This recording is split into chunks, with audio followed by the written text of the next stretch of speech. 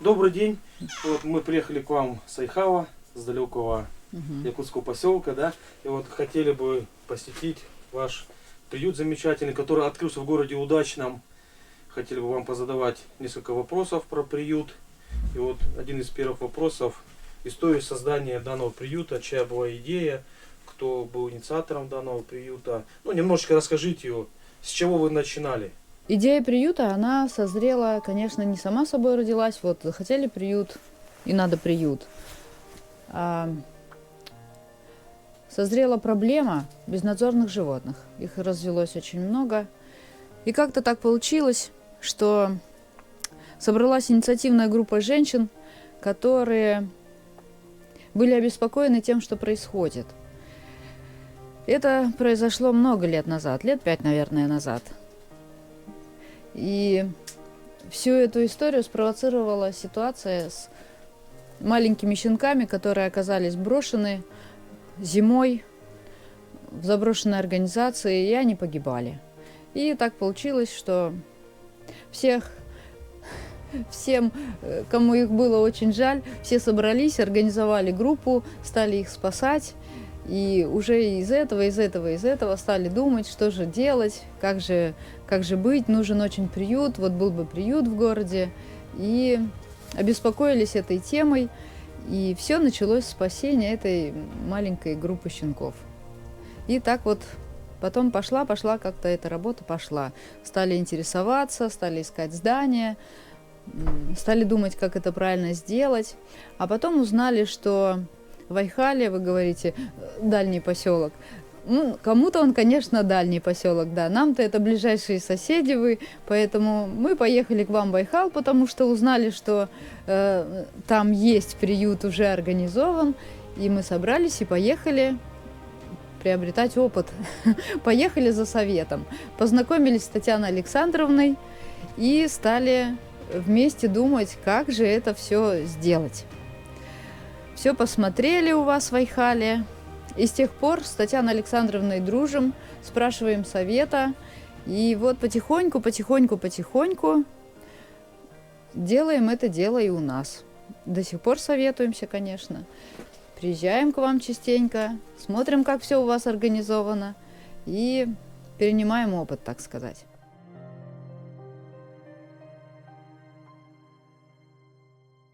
Подскажите, пожалуйста, это сколько у вас человек здесь, в данном приюте, так сказать, работают? То есть, ну, какую роль вы здесь выполняете данного приюта? Меня зовут Наталья. Я руководитель приюта. И у нас здесь все в основном организовано на волонтерском движении. Здесь у нас работает 5 человек. Все мы волонтеры, все принимаем активное участие. И все по очереди приезжаем сюда, договариваемся, кто в какой день приедет, договариваемся, приезжаем и работаем.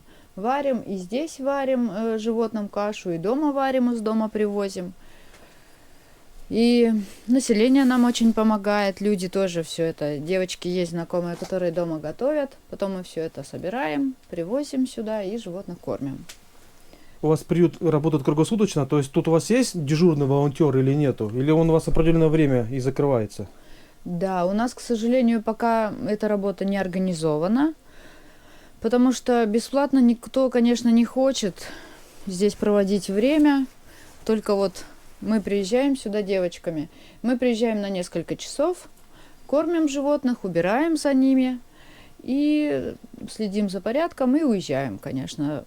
И потом здесь холодно, достаточно холодно, потому что здесь немножко еще не совсем все организовано, так как это мероприятие у нас только все начинается.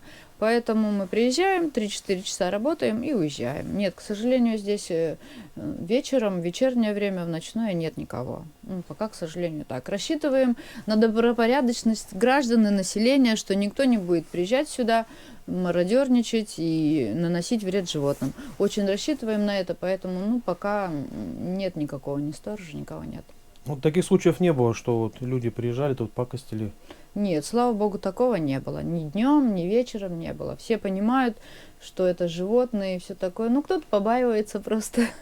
Вот. Ну, а кто-то, конечно, любит животных и не станет такого делать. Место строительства приюта выбрано здесь не случайно, или это просто выделили вот то, что тут свободное место появилось, либо чтобы вдали от города это все сделать? Это место предоставила администрация, и, конечно, они все это предусматривали, чтобы животные не мешали жителям, чтобы это было удалено от города. Ну и потом, на самом деле, само это место, оно очень удачное, вполне, потому что здесь лесозона, и есть место для выгула животных, и они никому здесь не мешают, и вполне им здесь комфортно. У вас тут сколько собак содержится в приюте, и как они к вам сюда попадают? Кто-то подбрасывает, либо вы сами по городу ездите, либо хозяева выбрасывают. История вот вообще собак у вас в приюте какая? За прошлый год, за тот год, который мы начали работать, за прошлый год через приют прошло более 50 животных. Некоторых мы пристроили в семьи, некоторых отдали. Были, конечно, случаи такие, что животные погибали, но это 1-2 буквально. А в основном все животные до сих пор, они содержатся у нас. Сейчас у нас 34 собаки, из них 8 щенков и остальные взрослые. Конечно, кого-то мы отловили, кто-то был болен, кого-то привезли люди. Частая причина, люди говорят, у нас аллергия, там, у нас самих или у детей, и привозят сюда. Большинство попадали в маленьком возрасте, где-то ощенились, где-то что-то произошло. Были случаи, когда подкидывали в коробках, просто под дверь ставили, уезжали. Ну, в общем, такая же проблема, как везде во всех приютах. Все, собачка стала не нужна, и собачку просто привезли. Кто-то приехал, бросил на территории. Были случаи, что собаки сами приходили. Мы тоже их сюда брали к нам. Ну, то есть случаи разные. Вот за время вот существования приюта сколько собак вы пристроили в семьи? И были случаи, что вот люди вот после пристраивания вот в семьи возвращали собаку обратно? Мы пристроили 11 собачек. Был у нас случай, когда собачку к нам привезли, сказали, что она агрессивная, ну, то есть уже неуправляемая стала дома. Ну, то есть понятно, что это от неправильного воспитания, но тем не менее, собачку привезли, она прожила у нас здесь полгода. Мы собачку кастрировали, отрегулировали поведение, и хозяйке потом стало жаль ее, что собачка живет здесь в приюте. Ну, как хозяйка сказала, совесть замучила, и она свою собачку забрала. Вот, был такой случай. А в основном те, которых забирают, нет, не возвращаются. Нет, все благополучно живут в семьях. Вы всех по городу по удачному пристраиваете или отправляете? Были случаи, что по России отправляете? Вот в Европу, как вот айхальцы отправляют. У вас есть такие случаи, или вы с Европой не контактируете? Ну, такого случая пока не было, но мы очень надеемся, что возьмем ваш опыт, и Татьяна Александровна нас научит, как это делать. Очень надеемся, конечно, что так произойдет и в нашем приюте. Но я думаю, да. это все возможно, в принципе. Да, почему бы нет? Одна собака вот у вас бегает за забором, и она иногда на крышу вольера прыгает. Это местная городская собака или как? Она приходит, потом уходит обратно или как? Это все наши собачки. Они все тут живут, и на территории живут собаки, которые в приют не заходят, но живут здесь, на территории. Они были здесь самыми первыми собачками. Потом они прошли программу ОСВВ, стерилизация, выпуск, но они не ушли. То есть их выпустили, они походили и все равно сюда пришли, потому что они здесь их кормили, здесь они жили, и, естественно, они сюда вернулись и живут сейчас на территории. А эта собачка, которую вы видели, она просто циркачка. Она местная, но она любит...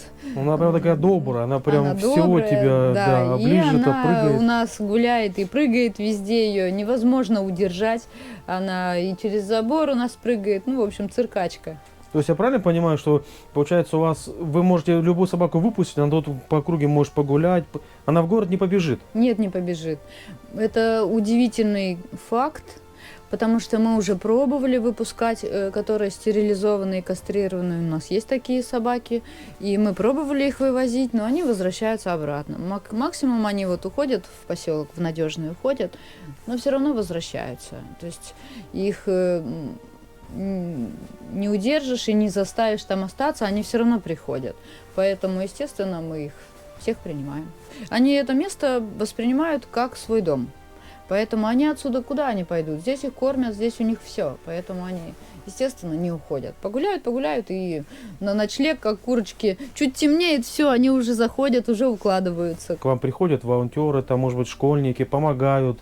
Вы, может, вы какие-то лекции детям проводите. То есть, как бы, любовь детей, приобщать от детей к животным. Да, такая работа у нас запланирована.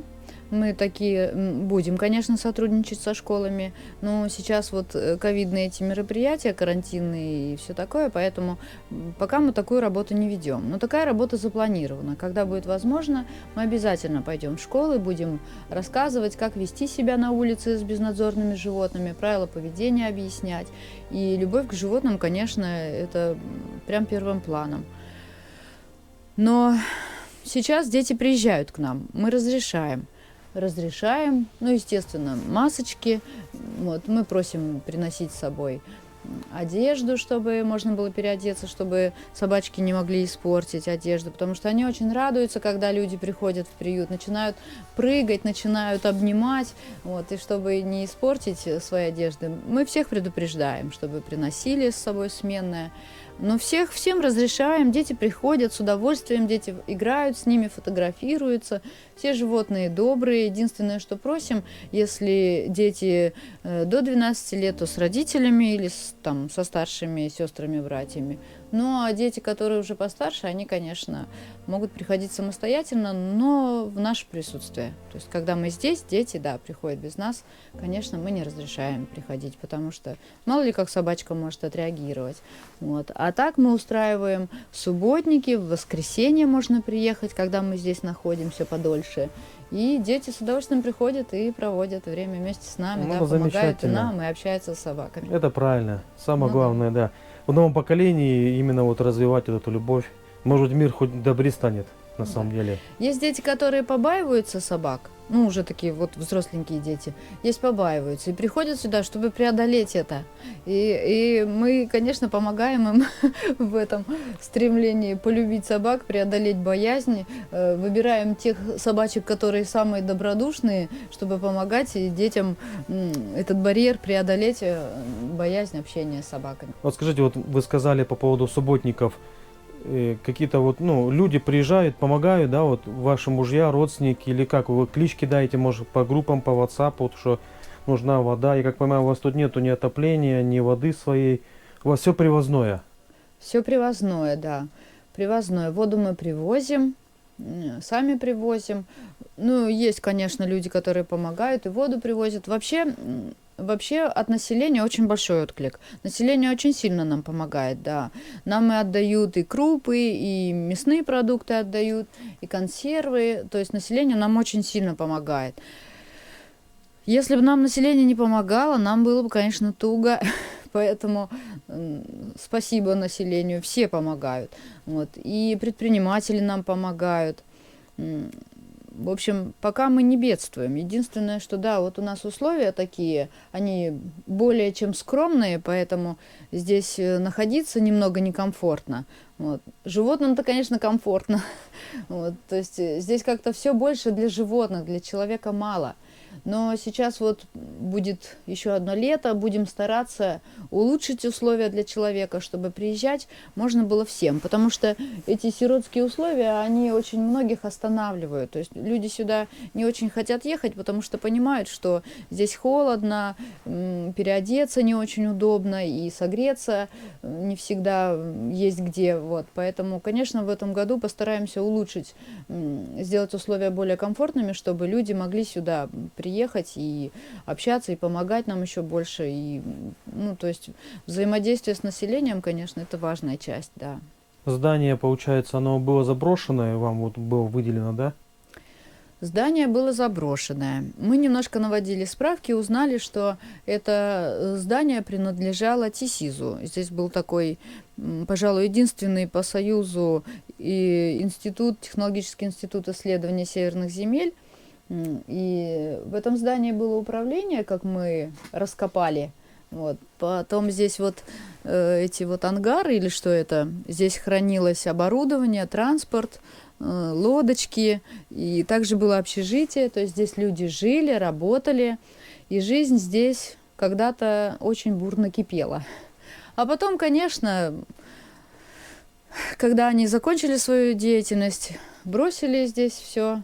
Вот, что-то, может быть, раздали в другие организации, что-то расхитили. Здание ветшало, со временем ветшало, и сегодня оно, конечно, в плачевном состоянии. Нужен либо ремонт, либо новое здание. Ну, как-то постепенно будем решать этот вопрос. Сама местность и само местоположение приюта, оно, конечно, очень хорошее. Вот, оно вдалеке от всего, никто никому здесь не мешает. Вот, поэтому, ну, согласно, ну, как совместно с администрацией, как договоримся, если администрация рассмотрит, что здание достаточно будет пригодным, и если будет возможность как-то его отремонтировать, то, конечно, будем стараться это сделать для того, чтобы дальше его эксплуатировать и эксплуатировать. Скажите, администрация как-то принимает участие в развитии приюта, в помощи материальной, финансовой? Ну, конечно, приют работает по договору, по муниципальному договору, по программе «Отлов, стерилизация, выпуск». Поэтому, конечно, небольшое финансирование идет по этой программе, а ремонтные работы и какие-то еще работы, это все мы обсуждаем, да, работа ведется и в этом направлении. А компания «Алроса» как-то принимает участие в этом? Компания «Алроса», конечно, пока нет. Но мы очень надеемся на дальнейшее сотрудничество. Ну, скорее всего, это потому, что они о нас еще не слышали. Когда им тоже станет известно о том, что в Удачном есть такой маленький приют для собак, то я уверена, что там работают тоже очень много неравнодушных людей, и они захотят принять участие и помочь нам, конечно. На это очень надеемся. Собаки у вас тут все кастрированы, стерилизованы, да?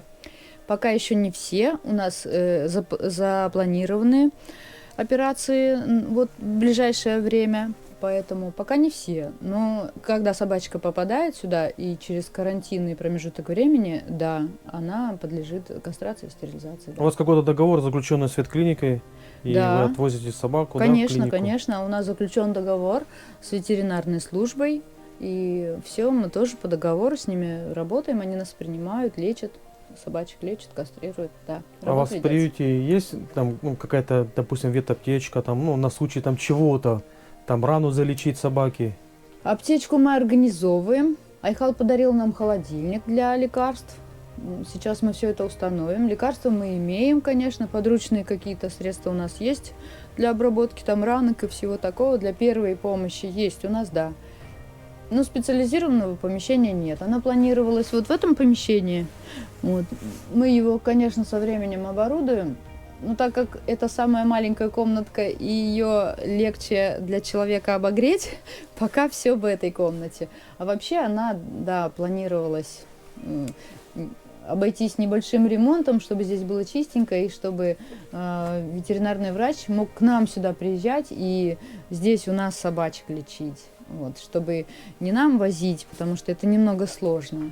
Как в Айхале, вот у них есть комната, да. Да. Вот у них есть комнатка, там они молодцы, все это сделали, там чистенько.